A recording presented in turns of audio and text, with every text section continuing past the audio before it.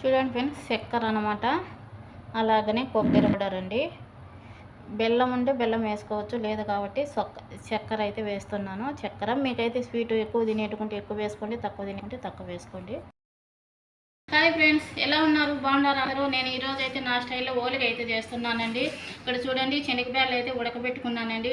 ఉడికిన తర్వాత కొద్దిగా ఉన్నట్టే వాటర్ అయితే పక్కకు తీసేసానండి. కొద్దిగా అయితే రసానికి అనమాట. మళ్ళీ అయితే నేను కాంచి పెట్టుకున్న పాలు అయితే వేసి ఇలా ఉడకబెట్టానండి. ఏలకల బుడ్డలు అయితే 2 వేసి, ఇక్కడైతే గోధుమ పిండి మైదా పిండి 2 అయితే కలిపి ఉన్నాయండి. వీటిలో అయితే నేను కాంచి పెట్టుకున్న చల్లారిపోయిన పాలు అయితే వీటిలో అయితే వాటర్ లేకుండా కలిపి ఇలా అయితే పెట్టానండి. గోధుమ పిండి అనమాట.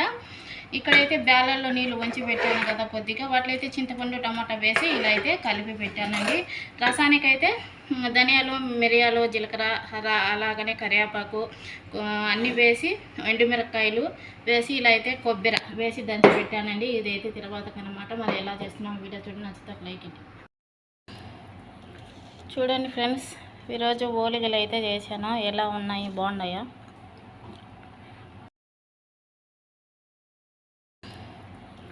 చూడండి ఫ్రెండ్స్, ఈరోజు ఓలిగలు అయితే చేశాను. ఎలా ఉన్నాయి? బాగున్నాయా?